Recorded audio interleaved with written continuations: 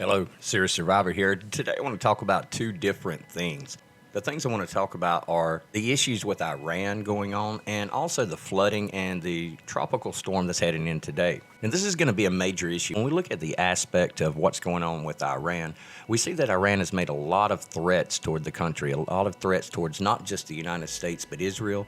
And to quote one of the Iranian military leaders, there will be a sea of blood in the Middle East of American and Israeli troops and anyone who allies themselves along with it.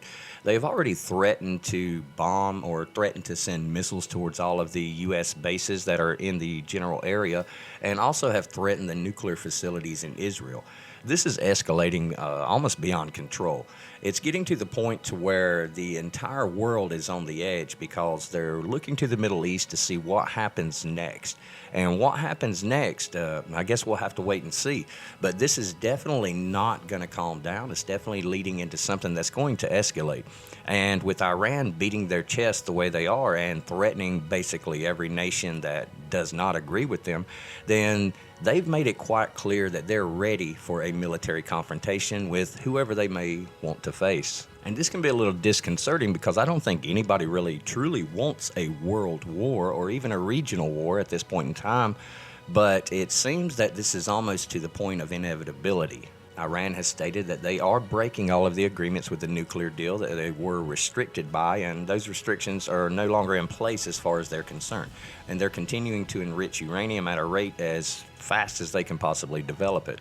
Now, granted, they may not have the capability to strike a nation like the United States just due to the distance that we are from them, but they do have the capability to strike our troops in the area and to strike our allies or some other countries over there with these nuclear weapons. Not every country in the world can defend themselves against a nuclear weapon like the United States, China, or Russia, or the UK can. We can pretty efficiently defend ourselves, at least to a degree, and so can the other industrialized, very large superpowers of the world. They can defend themselves, but the smaller nations, they're not going to stand much of a chance if these weapons do start flying. And that will lead to retaliation from other nations, and this could turn into something very, very bad. Now, the other thing I wanted to talk about was something that's really troubling, and that's looking at the amount, if we look back at last year, the amount of crops that were destroyed by the flooding, and not even through last year, just through the last several months, and thousands of more acres destroyed by flooding in Tennessee, and this was all cropland, and more storms moving in with flooding in Louisiana as we already see it.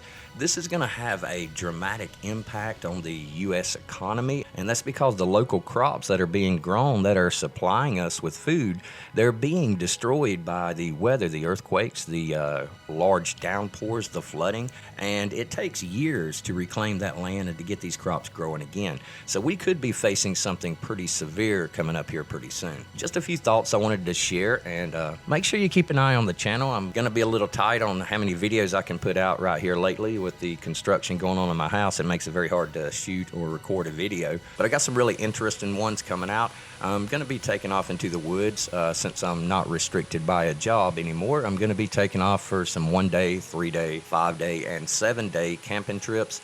And I plan on doing a 3-day with nothing but my EDC coming up here in the next couple of weeks, and hopefully that'll go pretty smooth. And going to be going off into the Sumter National Forest in the upper northwest part of South Carolina, and it's going to be very, very interesting. I love getting out in the wild, and I'm going to film as much as I can out there and show as much as we can see about building shelters and surviving in general.